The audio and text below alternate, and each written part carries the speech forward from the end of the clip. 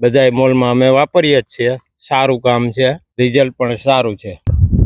નમસ્કાર ખેડૂત મિત્રો, આજે અમે રાજકોટ જિલ્લાના જેતપુર તાલુકાના પ્રખ્યાત જલારામ બાપાના તીર્થધામ એવા વીરપુર ગામે આવ્યા છીએ. ત્યાં એક ખેડૂત મિત્રએ અમારું આર્યમાન ગોલ્ડન દાણાદાર ખાતર વાપરેલું કે જેમનો અભિપ્રાય આપણે જાણીએ.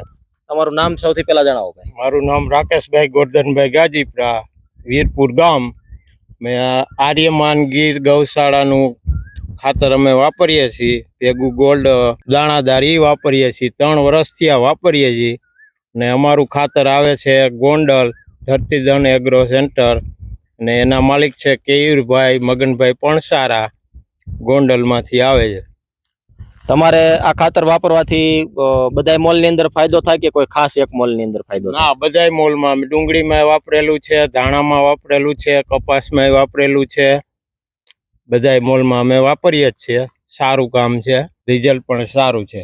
તમે કઈ રીતે ઉપયોગ કરો છો આ ખાતરનો? પાયામાં નાખીએ છીએ, પછી ઓમે ઉપર આપીએ છીએ, કપાસમાં સાઈડમાં વાવીએ છીએ. એ રીતે ઉપયોગ. આ ખાતરનો ઉપયોગ કર્યા પછી, આ ખાતર વાવ્યા પછી બીજા કોઈ ખાતરની જરૂર પડે છે?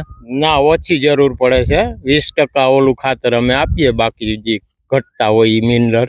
બરોબર, ઓકે. બાકી બને ત્યાં સુધી આ ખાતર સિવાય બીજા ખાતરની જરૂર પડતી નથી.